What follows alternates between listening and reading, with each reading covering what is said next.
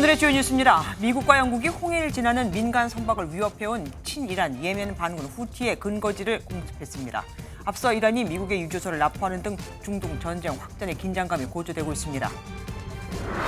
국민의힘 인재영입위원회가 이래나 이화여대 의학전문대학원 교수와 강초로 한국로봇산업협회 회장, 전상범 전 의정부 지방법원 부장판사를 추가 영입했습니다. 3명 모두 총선에서 지역구 출마를 할 예정이라고 밝혔습니다. 더불어민주당을 탈당한 원칙과 상식위원 3인방이 미래대 연합 창당을 공식 선언했습니다. 이낙연 전 대표도 온라인 발기인을 모집하는 등 가칭 새로운 미래 창당 준비 작업에 돌입했습니다. 법원이 2022년 윤석열 대통령의 미국 순방 당시 이른바 바이든 날리면 자막 논란을 일으킨 MBC에 대해 정정 보도를 하라고 판결했습니다. 대통령실은 환영했지만 MBC는 즉각 항소하겠다고 밝혔습니다.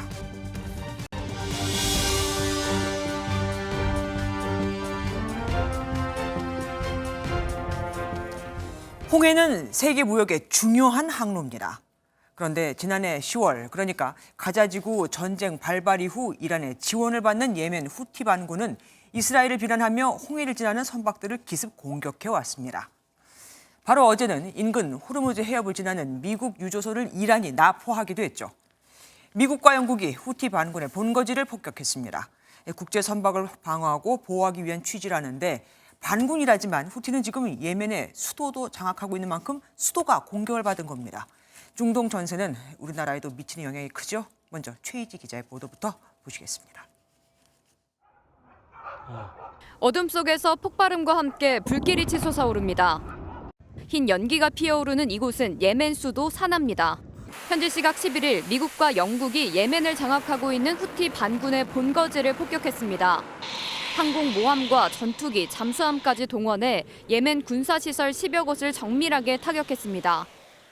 These strikes, again, were intended to be very surgical, very precise, and very deliberate to degrade and disrupt Houthi capability. 후티 반군이 지난해 말 30여 차례 홍해에서 민간 선박을 공격한 이후 첫 다국적군 공습입니다. 후티 반군은 즉각 미국과 영국에 대가를 치를 것이라며 보복을 예고했습니다. لن نتردد إن شاء الله في فعل كل ما نستطيع وسنواجه العدوان الأمريكي أي اعتداء أمريكي لن يبقى أبدا بدون رد. 이란도 미국과 영국의 군사 공격을 강하게 규탄한다며 날을 세웠습니다. 이에 앞서 호르무즈 해협에서 미국 유조선을 납포해 미국과 대립각을 세웠습니다. 미국 주도의 다국적군이 홍해에서 첫 대응에 나선 상황에서 이란의 공세도 거세지고 있어 중동 일대의 긴장감이 커지고 있습니다. MBN 뉴스 최희지입니다. 이처럼 홍해의 긴장감이 커지면서 불똥이 우리나라에까지 튀었습니다. 전 세계 해상 컨테이너와 원유 물동량의 각각 30%와 20%가 이곳 홍해와 호르무즈 해협을 통과하기에 운임이 가파르게 오르고 있는 겁니다. 게다가 여길 지나가지 않으려면 삥 돌아가야 하는데 그럼 운송 기간도 더 길어지겠죠. 운임비는 오를 대로 오르고 운송은 지연되는 겁니다. 정부는 인근 항행 선박의 안전을 비롯해 에너지, 물류 수출입에 대한 긴급 점검에 들어갔습니다. 고정수 기자입니다. 이란이 미국 유조선 세인트 니콜라스 호를 납포한 곳은 오만만 해역으로 바로 위엔 호르무즈 해협이 있습니다. 이곳은 세계 원유 공급량의 30%가 지나는 곳이며 이란이 서방 압력에 맞서 종종 봉쇄하는 곳입니다. 마찬가지로 다국적군이 공습한 후티 근거지는 유럽 관문인 수에즈 운하와 연결된 홍해 남쪽으로 여기가 막히면 상선들은 남아프리카 공화국 희망봉으로 멀리 돌아가야 합니다. 이 때문에 두 곳은 국제 원유 가격과 해상 운임료에 결정적 영향을 미칩니다. 실제 중동 확전 위기가 발생하자 서부 텍사스산 원유의 2월 인도분 가격은 전날보다 1% 가까이 오르며 72달러를 넘어섰습니다. 세계 해운 운임 지표인 상하이 컨테이너 운임 지수도 14개월 만에 최고치를 찍었습니다.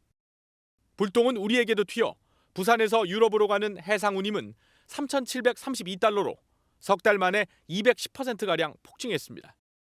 중동 전쟁의 확전 위기감이 고조되자 정부는 인근을 지나는 우리 선박의 안전을 살피는 등 긴박하게 움직였습니다. 후티 반군 공격 이후에 첫 지금 통항인데 준비 작업은 잘 되고 계십니까? 네, 대응제가 잘 되고 있습니다. 본선 레벨에서 최대한 경계 경무 잘 쓰고 있고요. 하지만 이미 희망봉으로 우회하는 국적선사인 HMM은 물류 차질을 고려해 북유럽과 지중해 노선에 4척의 컨테이너선을 더 투입하기로 결정했습니다. 정부는 비상대응반을 꾸린 데 이어 운임 부담을 덜기 위한 수출 바우처 지원도 검토하고 있습니다. MBN 뉴스 고정수입니다. 정치권 소식으로 넘어가겠습니다. 총선 시기가 빨라지면서 여야는 인재 영입에 사활을 걸고 있습니다. 국민의힘은 오늘 과학, 법조 분야의 영입 인재 3명을 발표했는데 모두 지역구에 출마할 예정입니다. 국민의힘은 갤럭시 신화를 쓴 고동진 전 삼성전자 사장의 영입도 추진하고 있습니다. 김태희 기자입니다.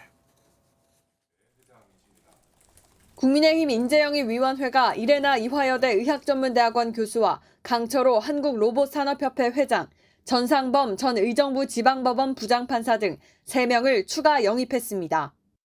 이화여대 의학전문대학원 의공학교실 교수로 재직 중인 이레나 교수는 의료기기 상용화 제품 개발 연구를 하고 있고 91건의 특허를 출원했습니다.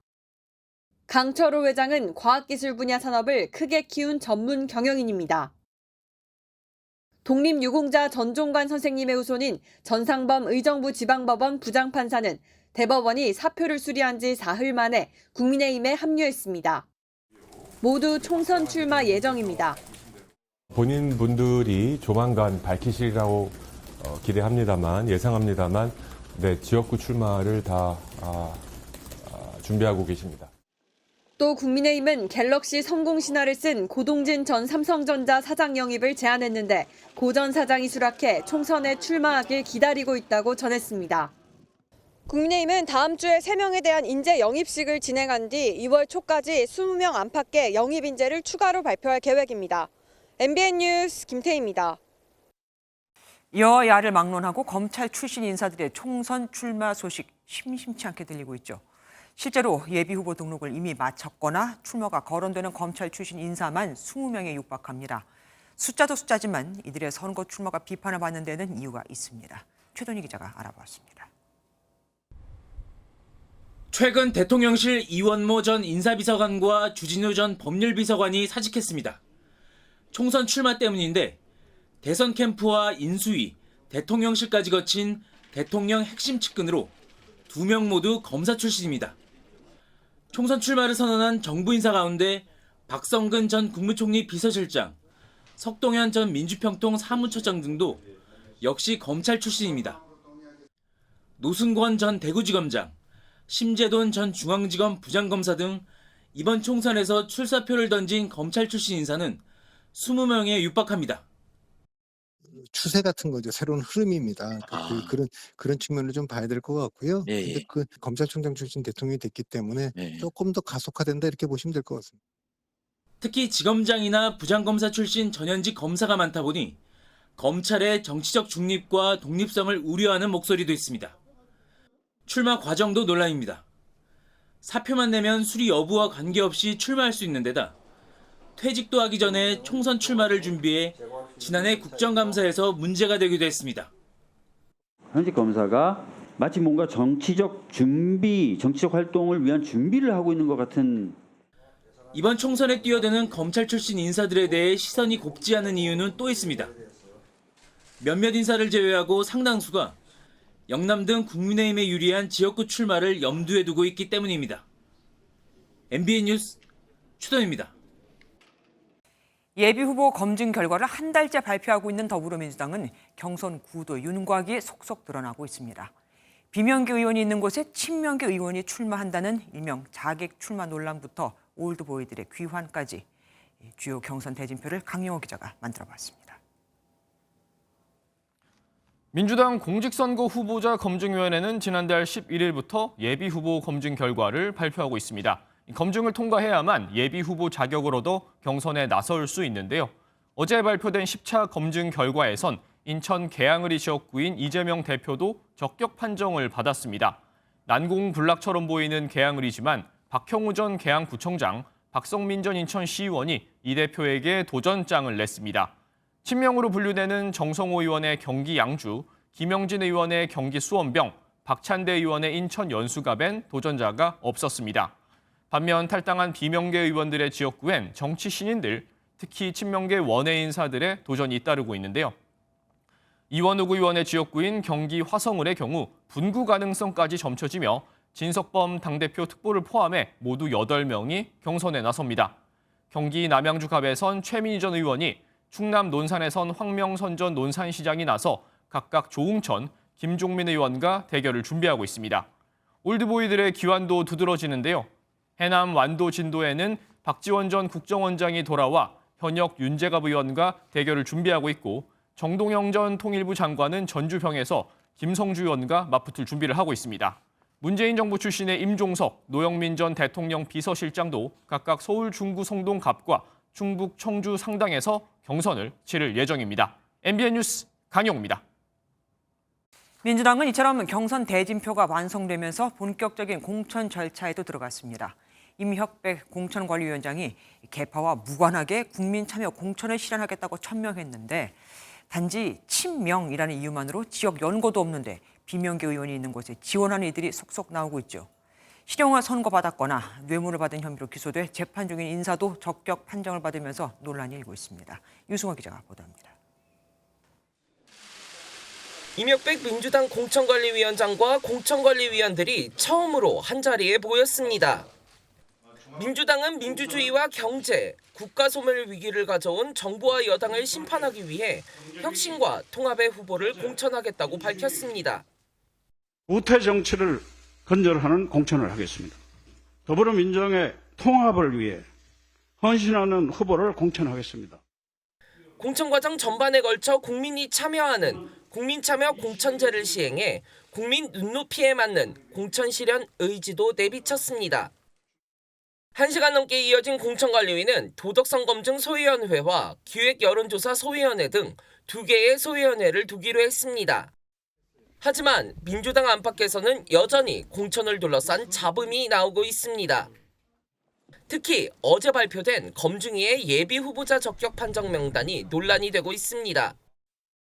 울산시장 선거 개입 사건으로 지난해 11월 1심에서 징역 3년형을 선고받은 황운하 의원, 뇌물수수 혐의로 지난해 3월 불구속 기소된 노웅래 의원 등이 포함됐고, 비명계 박용진 의원의 지역구 서울 강북을에 출마를 선언한 정봉주 전 의원도 명단에 이름이 오른 겁니다.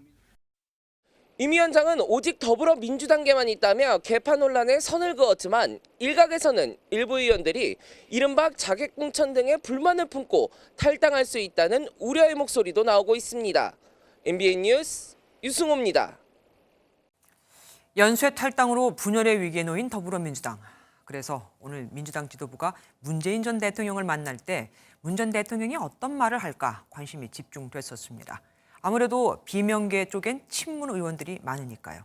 그런데 당 지도부가 문 전 대통령과 만나 통합을 다짐한 날, 공교롭게도 친명계에서 또 친문 인사들을 향한 비판이 나왔습니다. 이병주 기자입니다. 홍익표 더불어민주당 원내대표는 경남 양산의 통도사를 찾은 뒤 평산마을로 이동해 문재인 전 대통령과 만났습니다. 문 전 대통령은 연쇄 탈당으로 당이 분열적 상황을 맞은 것과 관련해 우려를 나타냈습니다. 조금 더 당을 통합적으로 운영했으면 좋겠다. 그런 여러 가지 방안에 대해서도 당부의 말씀이 있었습니다. 총선에서 반드시 승리해 대한민국을 바로 세울 계기를 만들어달라고도 주문했는데, 홍 원내대표는 다양성을 존중하는 기반 위에서 단단하게 결속하겠다고 답했습니다. 민주당 지도부가 일성으로 통합을 강조하고 있지만 내부 갈등은 한층 더 격화되는 모습입니다. 친명계 조직 민주당 혁신행동은 문재인 정부 청와대 출신 의원들이 탈당 직전까지 갔던 윤영찬 의원을 비호하고 있다며 싸잡아 비판했습니다. 또 총선 출마의 뜻을 밝힌 임종석, 노영민 두 전직 대통령 비서실장을 겨냥해 정권 교체의 계기가 된 윤석열 발탁의 진실부터 밝히라고 공격했습니다. 연쇄 탈당에 이어 친명계와 친문계의 갈등이 또 다른 뇌관으로 떠오르면서 공천 과정에서 민주당 내 잡음은 한동안 이어질 것으로 보입니다. MBN 뉴스 이병주입니다. 이재명 더불어민주당 대표의 피습 사건과 관련해 경찰이 수소문 끝에 당시 입고 있던 와이셔츠와 속옷을 찾아냈다고 밝혔습니다. 폐기 직전에 수거를 했다면서요. 그런데 민주당이 경찰이 언론 플레이를 하고 있다며 반발하고 있습니다. 또 분명 뒤에 누군가가 있다. 테러 배후를 밝히라며 국정조사나 특검도 필요하다고 주장했는데 민주당 지도부는 사건 초기에 음모론 자제 입장을 냈었죠. 안보람 기자입니다. 부산경찰청이 공개한 이재명 민주당 대표가 피습 당시 입었던 와이셔츠입니다. 피에 젖은 것은 물론 흉기가 관통한 흔적도 고스란히 남았습니다. 수소문 끝에 와이셔츠가 병원에서 버려졌다는 사실을 알게 됐고 한 의료물 폐기물 업체에서 폐기되기 직전 수거했다는 게 경찰 설명입니다. 그런데 민주당이 반박하고 나섰습니다. 탐문 수사도 제대로 못해 와이셔츠가 버려진 것조차 몰랐던 경찰이 언론 플레이를 하고 있다며 당시 통화 녹취를 공개했습니다. 부산대학교 외상센터에서 그 셔츠하고 피가 묻은 속옷은 이제 폐기를 했다는 거죠, 맞죠? 그 폐기물 업체에서 폐기물을 보관하고 있다 그러더라고요.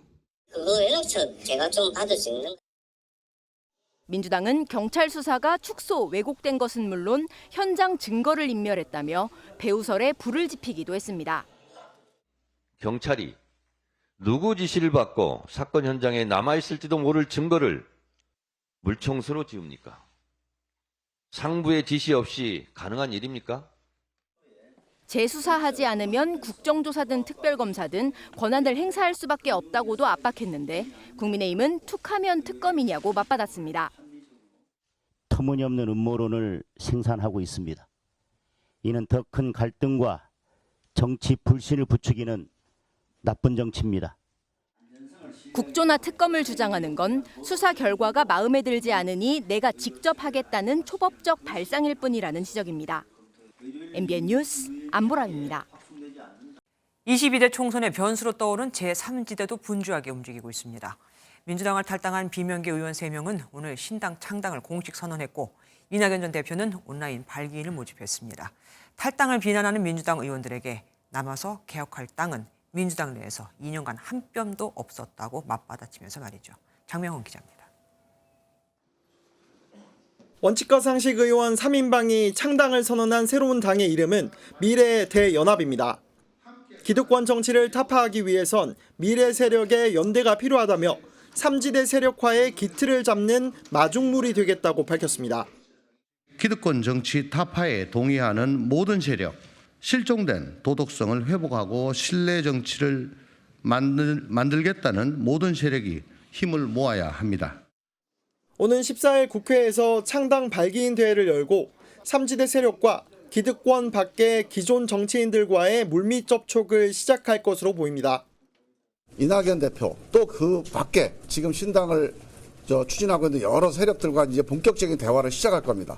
그래서 우리가 같이 갈 수 있는 가치와 비전이 뭔지를 공통 부분을 만들어낼 겁니다. 탈당과 함께 불출마를 선언한 이낙연 전 대표도 온라인 발기인을 모집하는 등 가칭 새로운 미래 창당에 속도를 내고 있습니다. 이 전 대표는 3지대 세력이 각자 활동하다 적당한 시점에 연대를 할 것으로 보고 있습니다. 앞에 시작을 했더라도 어느 시점부터 함께하면 하나의 당으로 인정되는 그런 지점을 찾고 있는 단계다. 이렇게 저는 이해를 합니다. 제3지대 신당들이 속속 닻을 올리면서 주도권을 잡기 위한 본격적인 몸집 불리기와 기싸움이 시작될 것이란 관측이 나옵니다. MBN 뉴스 장명훈입니다.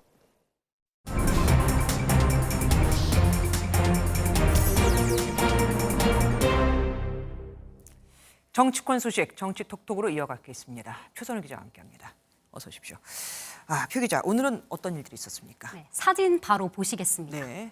누군지 알아보시겠나요? 아니요, 모르겠어요. 누굽니까? 네, 한동훈 국민의힘 비상대책위원장입니다. 네. 약간 앳된 모습이죠. 굉장히 어려 보입니다. 머리에 주황색 봉지를 쓰고 있는데요. 이 봉지는 부산에 연고를 둔 롯데 자이언츠 야구팀의 과거 응원 문화라고 합니다. 네. 앞서 한 위원장, 지난 10일 부산을 방문해서 자신의 좌천 시절을 언급하면서 부산과 롯데에 대한 애정을 표현했었죠. 저는 그때 저녁마다 송정 바닷길을 산책했고 서면 기타학원에서 기타 배웠고 사직에서 롯데 야구를 봤습니다. 사실 이 발언 이후에 일부 친야 커뮤니티에서 한 위원장의 좌천 시절인 2020년엔 코로나로 야구 직관이 불가능했다는 주장이 제기됐는데요. 네. 이걸 반박하기 위해서 사진을 올린 것으로 보입니다. 사진과 함께 2020년대뿐 아니라 2007년부터 2009년에 살았다는 점을 강조했고 짧은 인사말에서 축약하지 못할 정도로 추억이 많다며 애정을 다시 한번 드러냈습니다. 하지만 민주당 12년이나 차이 나는 과거 사진으로 변명이 구차하다고 비판했습니다. 아무래도 자기가 직접 겪은 얘기를 하면 지역민들이 더 정을 많이 느낄 테니까 아마 저렇게 했을 겁니다. 그래서인지 한 위원장 처음으로 장내 정치 지도자 선호도 20%를 넘었어요? 네, 맞습니다. 네, 한국갤럽의 여론조사에 따르면요. 한 비대위원장의 선호도는 22%를 기록하면서 23%인 이재명 민주당 대표를 1%포인트 차이로 바짝 추격했습니다. 네. 한 달 전엔 이 대표가 19%, 한 위원장은 16%였는데 둘 다 올해 들어서 20%대를 기록하면서 부쩍 더 관심이 높아진 모양새입니다. 정당 지지도는 국민의힘이 36%, 민주당이 34%를 기록하면서 큰 차이를 보이진 않았는데요. 네. 윤석열 대통령의 국정 지지율은 지난달보다 2%포인트 오른 33%를 기록했습니다. 긍정이율은 외교가 23%로 가장 높았지만 비중이 준 대신 서민 복지, 부동산 정책이 늘었고요. 부정이율은 거부권 행사가 두 번째 비중으로 올라왔습니다. 정치인들이 움직일 때는 항상 의미가 있지 않겠습니까? 요즘에는 뭐 총선이 얼마 안 남았으니까 더 의미가 깊을 텐데 오늘 여야 지도부들이 양산 통도사에 갔어요. 네, 맞습니다. 한동훈 위원장과 홍익표 민주당 원내대표가요. 신년 할애 법회가 열리는 경남 양산 통도사를 방문했습니다. 네. 한 위원장 자신의 성씨를 언급하면서 너스레를, 홍 원내대표는 불교계의 말씀 경청하겠다고 말하면서 여야가 동시에 불심 잡기에 나섰습니다. 전부 한자 들어가는 한국 그걸 갖다가 다른 거를 바꿔보면 되겠네. 맞습니다. 그걸 우리가 지켜야 됩니다. 맞습니다. 집도 한옥이잖아요.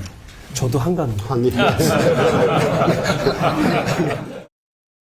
불교계 쪽 그 말씀 잘 경청해서 저희들도 사회통합을 위해서 더불어민주당도 최선의 노력을 다하겠고요. 필요하신 거 있으면 언제든지. 마지막 주제 보겠습니다. 어제 민주당을 탈당한 이낙연 전 대표, 이 발언을 놓고 설왕설래하는 일이 있었어요. 네, 이 전 대표의 발언 중에 김대중 정신이라는 단어 때문이었는데요. 네. 먼저 들어보시겠습니다. 민주당이 자랑했던 김대중과 노무현의 정신과 가치와 품격은 사라지고 폭력적이고 저급한 언동이 횡행하는 1인 정당, 방탄 정당으로 변질했습니다. 이를 두고 김대중 전 대통령의 아들인 민주당 김홍걸 의원이 정작 김대중 정신을 저버린 건 이 전 대표라며 저격했는데요.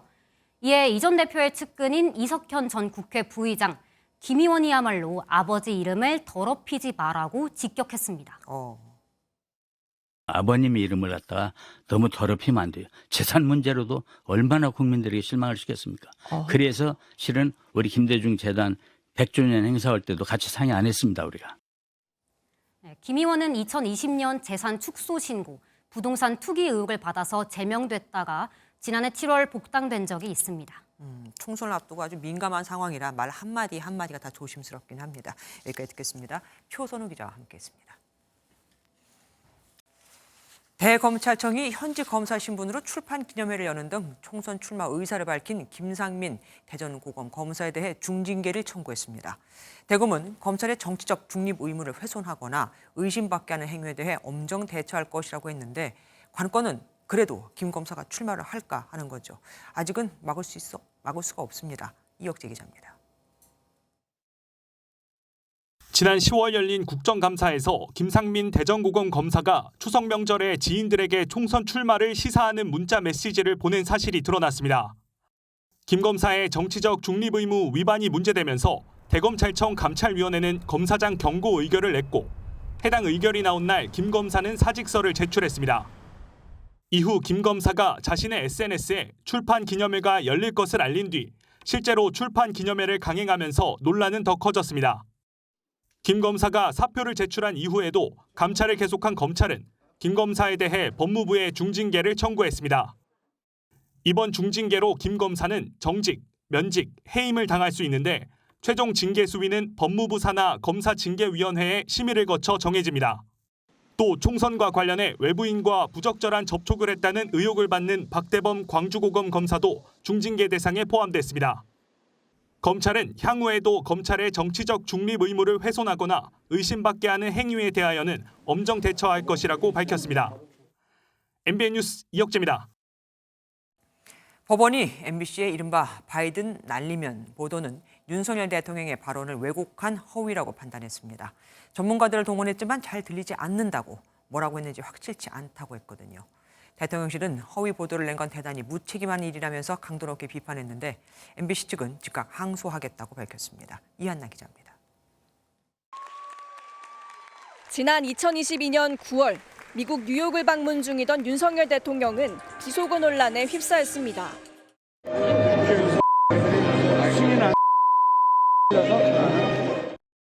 당시 MBC는 바이든이라고 자막을 달아 보도했고 대통령실은 날리면은이었다고 반박했습니다.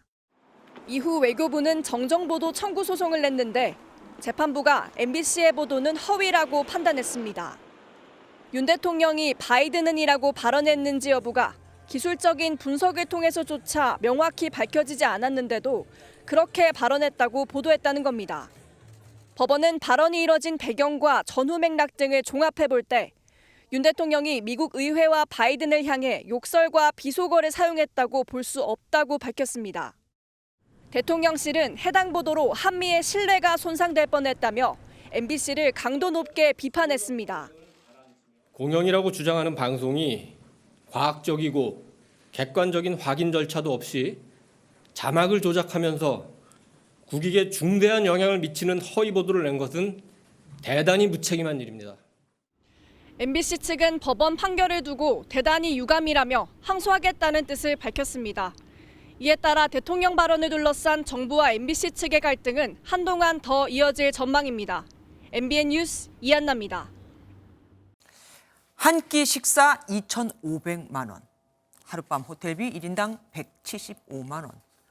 포스코그룹의 지주회사가 지난해 해외 이사회를 열면서 이렇게 돈을 썼다는 의혹이 제기돼 경찰이 수사에 나섰습니다. 고발인은 회장 선임 절차를 앞두고 사회이사들을 상대로 로비가 이루어진 거라고 주장하고 있습니다. 노하린 기자가 보도합니다.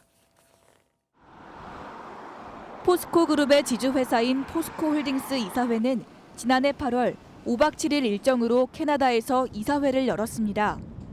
이사회는 이 기간 동안 식비, 전세기 이용, 그리고 골프비 등으로 총 6억 8천만 원가량을 사용한 것으로 알려졌습니다. 하루에 약 1억 원씩 쓴 건데 이 비용이 사규에 따라 포스코홀딩스가 집행하지 않고 자회사인 포스코 등이 나눠서 집행했다는 의혹이 제기됐습니다. 지난해 12월 초 한 시민단체는 최정우 포스코홀딩스 회장과 사내외 이사 등 16명을 업무상 배임 등 혐의로 서울중앙지검에 고발했습니다. 같은 달 사건을 넘겨받은 서울수서경찰서는 이들을 입건해 수사에 착수했습니다. 고발인은 회장 선임 절차를 앞두고 CEO 후보 추천위원회에 들어가는 사회이사들을 상대로 로비가 이뤄진 게 아니냐고 주장했습니다. 포스코 창사 이래 그러니까 직원들에서는 비상경영 허리띠 조람매라 하고 자기들은 이런 작태를 벌인 거죠. 포스코홀딩스 측은 MBN 취재진과의 통화에서 캐나다에서 이사회가 있었던 것은 맞지만 경찰 조사가 진행 중이라 자세한 내용을 말씀드리기 어렵다고 말했습니다. 경찰 관계자는 자료들에 대해 법리를 검토 중에 있다며 자회사가 일부 집행했다는 금액에 대해서도 확인해 나갈 것이라고 밝혔습니다. 경찰은 이사회에 참석한 현직 교수 출신 사회이사들의 청탁금지법 위반 여부도 조사 중입니다. MBN 뉴스 노하린입니다. 봉준호 감독과 가수 윤종신 등 문화예술인들이 고 이성균 씨 사건과 관련해 철저한 진상규명과 재발 방지 대책을 촉구했습니다. 대중문화예술이란 이유로 대중 앞에 무리하게 세운 건 아닌지 등을 밝혀달라는 겁니다. 다시는 가혹한 인격 살인이 나와서는 안 된다고도 강조했습니다. 김문영 기자입니다. 봉준호 감독과 장항준 감독, 가수 윤종신이 검은색 옷을 입고 굳은 표정으로 입장합니다. 마약 투약 혐의로 경찰 조사를 받다 숨진 배우 이선균 씨의 비극을 마주한 문화예술인들을 대표해 경찰 수사의 적법성을 따졌습니다. 공법 책임자가 아닌 수사 업무 종사자가 개별적으로 언론과 접촉하거나 부적법한 답변을 한 사실은 없는지 한치의 의구심도 없이 조사하여 그 결과를 공개해 주기를. 내사 단계부터 간이 시약 검사와 정밀 감정을 위한 채취, 음성 판정이 중계되다시피 했고 세 차례의 공개 소환까지 인권 보호는 없었다고 지적했습니다. 혐의 사실과 동떨어진 사적인 대화를 보도한 한 방송사와 일부 언론을 향해서는 국민의 알 권리에 해당하느냐며 기사의 삭제를 요청했고 녹음의 누출 경위를 밝혀달라고 요구했습니다. 유명인의 이슈 등을 사실 확인 없이 올리는 유튜버들, 이른바 사이버 레커의 문제도 방치해서는 안 된다고 목소리를 높였습니다. 악의적으로 충분한 취재나 확인 절차 없이 이슈화에만 급급한 일부 유튜버를 포함한 황색 언론들, 이른바 사이버 레카의 병폐에 대해 우리는 언제까지 침묵해야 하는가? 봉준호 감독과 배우 송강호를 포함한 문화예술인 연대회의가 국회의장과 경찰청, 해당 방송사에 성명서를 제출하기로 하면서 경찰과 황색 언론의 인격 살인을 막는 이른바 이선균 방지법 제정에 힘이 실릴 것으로 보입니다. MBN 뉴스 김문영입니다.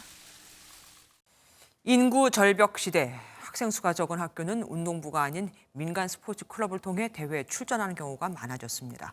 그래도 선수 모집부터 대회 우승을 비롯한 실적 홍보까지 이 학교 간판은 빠지지 않죠. 그럼 만약 학생에게 문제가 생기면 그때는 어떨까요? 난 몰라라 하는 실태, 안병수 기자가 취재했습니다. 지난 2021년 전지훈련 중 물놀이 사고로 경기도 한 스포츠클럽 소속의 중학생 야구 선수가 목숨을 잃었습니다. 관련 법에 따르면 학교장이 인정하는 행사는 학교 활동으로 분류돼 국가 보상을 받지만 유족은 어떤 도움도 받지 못했습니다. 아이가 학교장 허가 없이 이 학교를 벗어나서 나갈 수가 없지 않냐. 그러면 이 기간 누구 책임이냐. 아무리 아이가 뭐 클럽이다 뭐 어찌라 하지만은. 당시 보상심사에서 A 학교 측은 정식 운동부 활동이 아닌 사설클럽 활동이었다고 주장했고 심사위원회도 학교 안전사고가 아니라고 판단했습니다. 그 클럽이 운영되는 거랑 저희는 사실은 별개로 돼 있다고 보는 상황이거든요. 그러니까 저희랑 어떤 관련성을 맺고 있다거나 이런 부분은 사실 없고. 하지만 클럽 선수가 모두 A 학교 학생인데다 선수 모집부터 유니폼, 대회 우승 현수막에도 버젓이 학교를 홍보한 정황이 확인됩니다. 스포츠 클럽 창단 당시 학교 측의 개입이 있었다는 관계자 주장도 나왔습니다. 학교랑 교섭이 있으니까 했겠죠? 원래 한 학점을 더 드리려고 이사적인 생각을 하고 계셨어요. 유족 측은 학교 책임을 묻는 민사소송을 낼 계획입니다. 클럽이 운영 과정에서 학생이 불의의 사고를 당했다면 거기에 대해서 명의를 빌려준 학교도 책임을 지는 게 맞다. 전국의 스포츠 클럽은 정부 추산 500여 개, 학생 선수들이 더는 위험 사각지대에 놓이지 않도록 학교 보호망을 강화해야 한다는 지적입니다. MBN 뉴스 안병수입니다. 1년 전 일이죠. 술을 마시고 운전하던 의사가 밤늦게까지 햄버거를 배달하던 사람을 치어 숨지게 해 주변에 안타까움이 컸었는데 오늘 2심 재판에서 집행유예가 나와 그 자리에서 석방됐습니다. 지난해 1심 재판부는 징역 6년을 선고했었는데 말입니다. 90번이나 썼다는 반성문 때문일까요? 노승환 기자가 보도합니다. 교차로 정지선 맨 앞에 배달 오토바이가 서 있습니다. 그런데 맞은편에서 달려온 SUV가 순식간에 오토바이를 덮칩니다. 30대 햄버거 배달원은 그 자리에서 숨졌습니다. 사고를 내고 뺑소니 친 사람은 현직 의사로 회식에서 술을 마시고 혈중 알코올 농도 0.069% 상태였습니다. 지난해 7월 1심 법원은 의사에게 징역 6년을 선고했습니다. 하지만 2심 재판부의 판단은 달랐습니다. 인천지법 형사항소 2부는 원심을 파기하고 징역 3년, 집행유예 5년을 선고했습니다. 재판부는 사안이 중대해 엄한 처벌을 할 필요가 있다면서도 피고인이 진지하게 반성하고 유족도 선처 의사를 밝혔다고 집행유예 이유를 설명했습니다. 법원에 90번 넘게 반성문을 낸 점도 고려된 것으로 보입니다. 피고인이 또 초범이었습니다. 향후 이제 요건 이외에 이제 재범의 우려가 없다라는 거죠. 이런 사례에서는 또 집행유예가 선고되는 경우가 이제 종종 있습니다. 음주운전 의사는 선고와 함께 법정에서 석방됐습니다. MBN 뉴스 노승환입니다.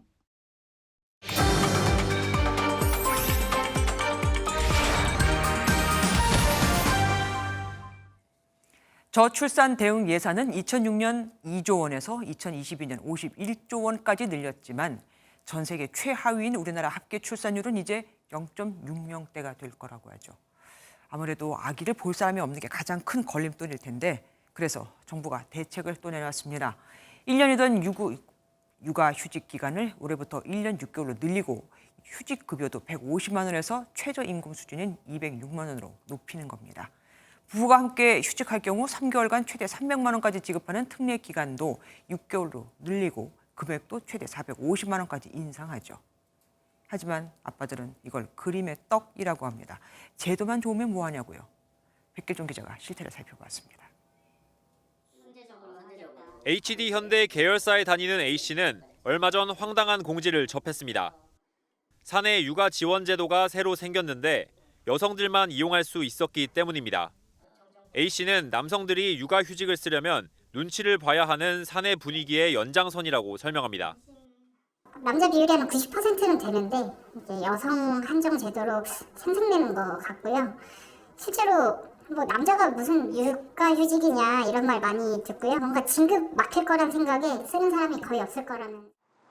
중소기업에 비해 여건이 좋은 대기업도 대체 근무자가 오는 경우는 거의 없어 눈치 보기는 마찬가지인 겁니다. 육아휴직을 쓴다고 하면 너네 와이프 있잖아. 와이프가 애 안 봐?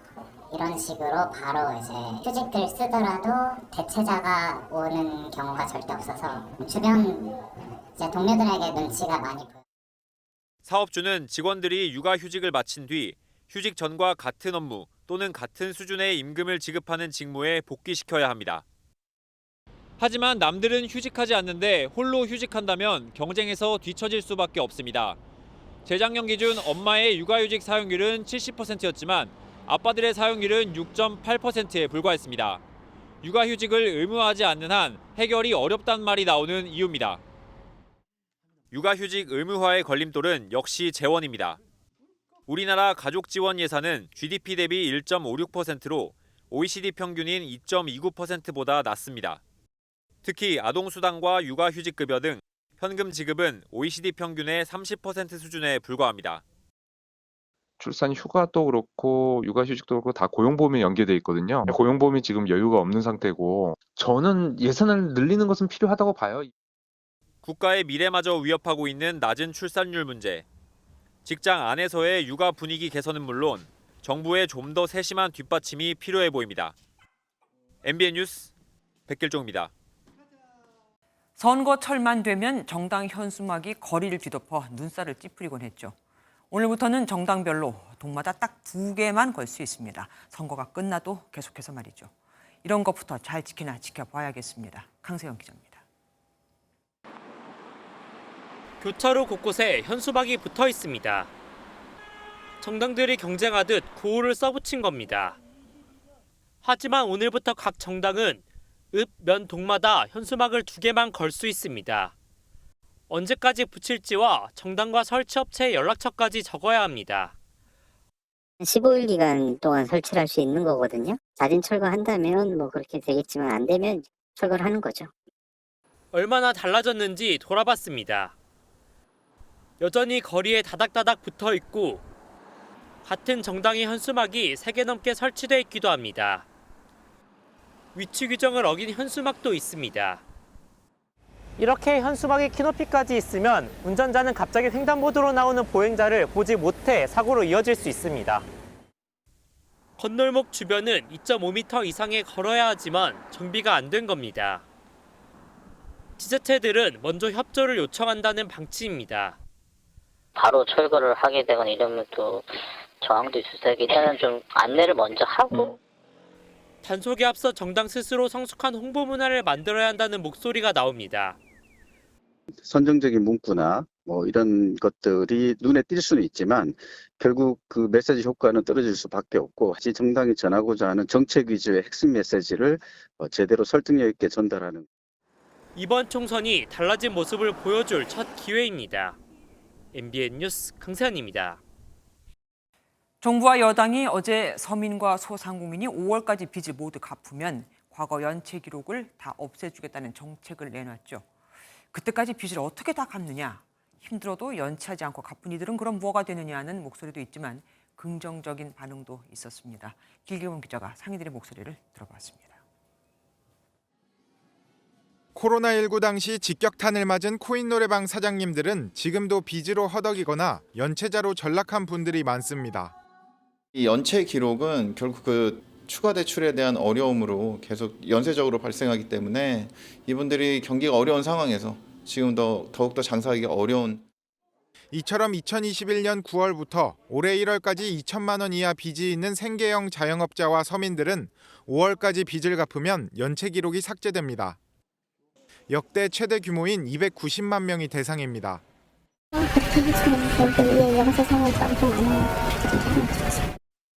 하지만 당장 5월까지 대출금을 상환하라는 건 현실을 모른다는 지적도 있었습니다. 소규모로 영업하시는 분들은 그냥 큰 돈이거든요. 2천만 원을 갚을 수 있는 능력이 안 되니까 빚을 졌겠죠. 또 여태껏 성실하게 빚을 갚은 사람들만 억울하다는 반응도 있습니다. 연체는 안 돼도 힘들게 지금 하고 있죠. 예. 정당하게 빌렸으면 정당한 노력으로 갚아야 되고 혜택을 주려면 다 같이 줘야 되고 그렇잖아요. 그전에 잘 갚다가 5월에 또 좀 문제가 있어서 못 갚은 사람도 있잖아요. 기준 자체가 모호한 내용을 가지고 대규모 사면하는 것보다는 좀 정교하게 성실차주를 선별하는 노력이 필요하지 않을까. 정부 주장처럼 장기 연체자로 전락하는 것을 막는 효과가 분명 있지만 부실 차주들의 도덕적 해이를 야기할 수 있다는 우려도 나옵니다. MBN 뉴스 길기범입니다. 정부가 일시 부동산 대책을 통해 재건축 안전진단을 사실상 폐지한 뒤 이제는 재건축을 추진해 볼 만하다고 반기는 분들이 적지 않습니다. 하지만 재건축 대신 리모델링을 추진하는 아파트 단지들은 지원이 없죠. 역차별을 받고 있다며 단단히 뿔이 났습니다. 최윤영 기자가 현장에 다녀왔습니다. 서울 노원구의 아파트들입니다. 재건축 준비, 통과 기대, 안전진단 비용 모금 등의 플래카드들이 곳곳에 걸려 있습니다. 이 지역은 30년 이상 된 아파트가 9만 가구가 넘습니다. 재건축을 추진 중인 곳도 40곳이 넘는데 안전진단 면제를 반기는 분위기입니다. 재건축하면 좋죠. 그냥 집이 허름해. 그래가지고 춥기도 하고 그냥 기다려야죠. 해준다니까. 재건축 안전진단 업체를 선정했다가 취소하려는 움직임도 있습니다. 다만 일부 대책은 법 개정이 필요합니다. 안전진단 비용을 모금을 하고 있는 과정에 지금 이 발표가 난 거거든요. 반응은 좋으세요. 근데 사실 이 과정이 법이 통과하는 데가 국회 통과하는 데가 사실 얼마나 걸릴지. 반면 재건축 대신 리모델링을 선택한 단지들 사이에서는 불만이 커지고 있습니다.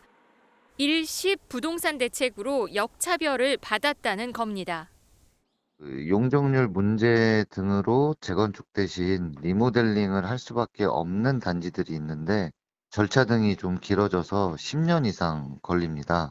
이번 대책에 빠져서 일부 단지에선 리모델링에서 재건축으로 돌아서면서 사업이 길어질 수 있다는 우려도 나옵니다. MBN 뉴스 최윤영입니다. 정부의 재건축 정책 발표에 이어 재개발도 속도를 내고 있습니다.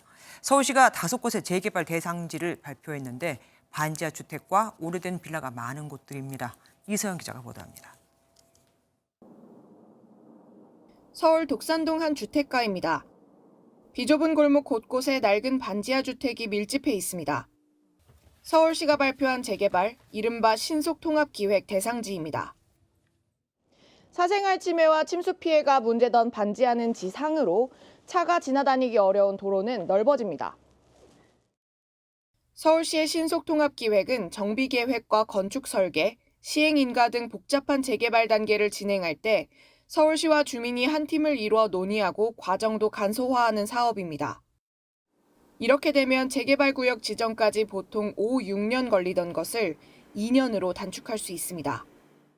올해 첫 대상지는 구로구 개봉동과 관악구 신림동 등 모두 5곳으로 반지 하와 노후 주택이 많은 곳입니다. 신속통합기획 선정을 해 주었는데 빠르게 아파트가 지어졌으면 감사하겠습니다. 서울 신속통합기획의 재개발 대상지는 모두 57곳으로 늘어났습니다. 서울시는 도봉구 창 3동도 올해 첫 공공재개발 대상지로 선정합니다. MBN 뉴스 이서영입니다. 심한 구토와 설사를 유발하는 노로바이러스 장염 환자가 급증하고 있습니다. 추운데 이게 무슨 일이냐고요? 이 바이러스는 영하 20도에서도 죽지 않고 활동을 합니다. 신용수 기자가 보도합니다. 최근 어린이 장염 환자가 크게 늘어나고 있습니다. 구토와 설사가 동반되는 노로바이러스가 유행 중인 탓입니다. 학교 급식에서 첫째도 걸려서 오고 둘째도 걸려서 와서 집사람이 애 시키고 하다가 감염되고 저도 감염돼서. 노로바이러스는 주로 음식과 배설물을 통해 감염됩니다. 전염성이 강해 소량으로도 쉽게 걸릴 수 있고 세균과 달리 바이러스에 노출돼도 음식이 썩지 않아 육안으로 구분하기 어렵습니다. 또한 추위에 활동성이 떨어지는 세균과 달리 영하 20도에서도 감염력을 유지하기 때문에 겨울철 육회나 생굴 같은 익히지 않은 음식을 먹었다가 걸리는 경우가 많습니다. 화장실도 문제입니다. 배설물로도 감염될 수 있어 관리가 미흡한 공용 화장실을 통해 성인들 사이에서도 빠르게 전파가 이루어지고 있습니다. 질병관리청에 따르면 지난해 12월 마지막 주에만 268명의 환자가 발생해 1년 전 같은 기간보다 1.5배 이상 늘어났습니다. 의료진들은 위생적인 환경을 유지하고 음식을 충분히 가열해 조리하는 것이 가장 효과적인 예방법이라고 조언합니다. 비누를 사용해서 20초 이상 흐르는 물에 씻는 게 가장 중요합니다. 염소 표백제를 사용하셔서 이제 소독하시는 거를 꼭 제가 추천하고요. 음식 먹을 때는 이제 85도 이상 1분 이상 끓여서 드시는 것을. 식품의약품안전처도 2월 열리는 강원 동계 청소년 올림픽을 맞아 선수촌 식당과 식품 공급업체에 대한 특별 위생 점검을 실시했습니다. MBN 뉴스 신용수입니다. 임신하면 많이들 하는 입덧. 너무 괴로워서 약을 찾는 분들도 있는데 이 입덧 약은 비급여 의약품이어서 비쌉니다. 권장량대로 복약한다면 한 달에 최소 12만 원, 심하면 20만 원 정도가 들죠. 전 세계 출산율 꼴찌인 상황에서도 비급여 의약품으로 남아 있었는데 보건복지부가 건강보험 적용을 추진하기로 했습니다. 전남주 기자가 보도합니다. 올해 6월 출산 예정인 김혜림 씨는 임신 초기 입덧을 경험했습니다. 심한 날은 잠을 자기 어려울 정도였습니다. 한 6주부터 시작해서 13주 정도까지 굉장히 심했던 거. 입에서 계속 쓴물이 올라오고 모든 음식이 쓰고 해서 잘 때도 사탕을 물고 자거나. 2달 전 출산한 임산부 임진영 씨는 입덧이 심해 임신 초기부터 출산 직전까지 약을 먹었습니다. 하루에 한 번, 2알 자기 직전에. 한 달에 약을 꼬박 먹으면 10만 원에서 조금 더 초과될 때도 있었어요. 입덧이 심한 경우 산모는 속쓰림과 위경련, 어지러움, 우울감 등의 증상이 동반됩니다. 몸무게 증가에도 영향을 줄 수 있어 필요시 입덧약을 복용하시는 것이 좋습니다. 태아의 기억 유무와 상관없으니 입덧이 심하신 분들은 입덧약을 복용하시는 것을 추천드립니다. 국내 임신부 10명 가운데 7명 이상은 입덧 증상을 겪는 것으로 알려졌는데 입덧약은 한정당 평균 2,000원 수준이지만 비급여 의약품이어서 한 달에 12만 원가량이 듭니다. 이런 입덧약에 대해 건강보험이 적용돼 임신부의 경제적 부담이 줄어들 전망입니다. 실제로 보건복지부는 8개 제약사에 대한 입덧약 보험급여 적정성 평가를 하고 있다고 밝혔습니다. 심평원 심사를 거쳐 이르면 올해 상반기에 입덧약은 보험 적용을 받을 수 있을 것으로 보입니다. MBN 뉴스 전남주입니다. 설 연휴가 한 달도 안 남았는데 먹거리 물가가 또 걱정입니다. 계란 한 판은 7,000원을 넘어섰고 폭설과 한파 영향에 채소류 가격도 들썩이고 있거든요. 놀란 정부가 미국산 하얀 달걀을 3년 만에 다시 또 시중에 풀었습니다. 이혁근 기자입니다. 흰 달걀이 대형마트 매대에 수북이 깔려 있습니다. 3년 만에 국내로 돌아온 미국산 달걀입니다. 설을 앞두고 계란 가격 오름세가 심상치 않자 정부는 미국산 달걀을 구원투수로 들여왔습니다. 올 들어 달걀값은 꾸준히 올라 지난 7일에는 한 판에 7,000원을 넘었습니다. 한 판에 5,000원도 안 되는 미국산 계란 112만 개가 시중에 풀리자 달걀 소매 가격은 하루 만에 15%가량 떨어졌습니다. 있으면 설이 다가오니까요. 아무래도 더 많이 걱정이 되고요. 이렇게 계란값이라도 떨어지게 되면은 굉장히 많이 도움될 것 같습니다. 하지만 조류 인플루엔자, AI 확산 우려 등 변수가 여전합니다. 발생하면 안 되겠지만은 고병원성 AI가 굉장히 확산돼서 산란계가 대량 살처분이 되게 되면은 근본적으로 공급 물량이 굉장히 딸리게 됩니다. 설이 코앞으로 다가오면서 제수용품과 과일 채소 가격도 꿈틀거리자 정부가 비축분을 풀기 시작했습니다. 기상 악화로 가격이 오른 대파의 납품 단가 지원을 이달 초부터 500원에서 1,000원으로 확대하고 관세도 인하해 이달 중순부터 3,000톤을 들여오기로 했습니다. 아울러 다음 달부터 4,500억 원을 지원해 밀 수입 비용을 낮추고 양식어가의 전기요금 인상분도 가구당 최대 44만 원까지 지원할 방침입니다. MBN 뉴스 이혁근입니다. 세계 최대 가전 전시회 CES에서 현대차는 역대급 규모의 부스를 마련했는데 여기 자동차는 단 한 대도 없다는 걸 아십니까? 대신 수소와 소프트웨어로 대부분의 공간을 다 채웠습니다. 왜 그런지 정설민 기자가 알아봤습니다. 현대차 그룹은 계열사 5곳을 모두 합쳐 축구장 1개 크기와 맞먹는 역대 최대 규모의 전시관을 꾸렸습니다. 그런데 막상 현대차 전시관에서는 자동차를 한 대도 찾아볼 수 없습니다. 대신 수소 관련 영상이 벽면을 채우고 수소 모빌리티 다이스를 만나볼 수 있습니다. 수소요? 저희 대가 아니고 저희 후대를 위해서 준비해 놓는 것이 좀 맞다고 생각합니다. 친환경차의 중요성을 강조하기 위한 것으로 볼 수 있는데 이를 반영하듯이 현대차는 미국에서 친환경차 판매 신기록 행진을 이어가고 있습니다. 지난해 미국에서 사상 최대인 165만 대를 판매했는데 특히 친환경차는 전년보다 50% 이상 늘어난 27만 8천 대가 팔렸습니다. 이로써 스텔란티스를 누르고 미국 시장 4위에 올라섰고 올해는 3위 포드까지 제친다는 목표입니다.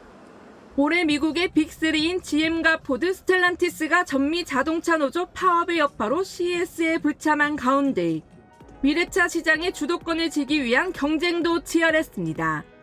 소니는 혼다와 합작한 전기차 아필라를 공개하면서 게임 조종기로 운전해 눈길을 끌었고 BMW는 운전자가 차에서 내리면 알아서 빈 곳을 찾아 스스로 주차하는 기술을 선보였습니다. Our customers can drop off their BMW in front of a parking garage or mall and request a valet parking with their My BMW app. 완성차 업체들이 앞다퉈 AI 기술을 탑재하거나 플라잉카 등 첨단 기술을 선보이면서 미래차 시장의 각축전은 더 치열해질 전망입니다. MBN 뉴스 정세민입니다. 살면서 이런 일은 처음 겪는다. 에콰도르에 있는 우리 교민이 한 말입니다. 갱단의 폭력 행위가 도를 넘자 에콰도르 정부가 갱단 소탕을 선언했고 그 뒤 곳곳에서 시가전이 벌어지고 있거든요. 교민들은 숨죽여 상황을 지켜보고 있지만 에콰도르 갱단은 숫자가 2만을 넘습니다. 당분간 내전은 계속될 것으로 보입니다. 이효욱 기자입니다. 당구장 앞에 괴한이 탄 차가 서더니 다짜고짜 들어가 총을 쏩니다. 한 명이 복부에 총을 맞고 바닥에 쓰러지지만 괴한은 멈추지 않고 권총을 난사합니다. 두목이 탈옥하고 방송국에 난입하더니 이제는 시민을 향해 총을 겨누는 등 갱단의 만행이 절정에 이르자 에콰도르 정부는 현 상황을 내전으로 규정하고 갱단 소탕 작전에 나섰습니다. También hemos encontrado estos panfletos que estaban siendo distribuidos que hacían alusión a que se levante el pueblo en contra del gobierno y haciendo alusión a amenazas al señor presidente de la República. Aquí tenemos 8 personas también detenidas que van a ser judicializadas por el delito de terrorismo. 에콰도르 정부는 현재까지 329명의 갱단원을 체포했다고 밝혔는데 곳곳에서 에콰도르 군경과 갱단 사이에 시가전이 벌어지고 있습니다. 에콰도르에 거주하는 600명의 교민들은 처음 겪는 일이라고 입을 모읍니다. 처음 한 20년 정도 되기까지는 총 들고 그렇게 있었던 데가 좀 있었는데 지금 전혀 그런 거는 없거든요. 상인들이 상점 문을 걸어 잠그고 집으로 돌아간 시내에는 긴장감이 감돕니다. Pero el día de hoy creo que la situación, la gente todavía está un poco preocupada por las cosas que vaya a ocurrir el día de hoy. 에콰도르에서 활동하는 갱단의 규모는 2만 명을 넘는 것으로 파악되지만 노보아 대통령의 척결 의지가 강해 당분간 내전 상황은 지속할 전망입니다. MBN 뉴스 이규옥입니다. 올해는 전 세계 70여 개 나라에서 크고 작은 선거가 치러져 슈퍼 선거의 해라고 하죠.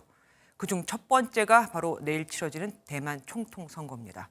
세계 최강대국 미국과 중국의 대리전으로까지 불리는 이번 선거 상황 신재우 기자가 전해드리겠습니다. 집권 민진당 라이칭도 후보는 하나의 중국 원칙을 인정한다는 국민당이 집권하면 재앙이라고 공격합니다.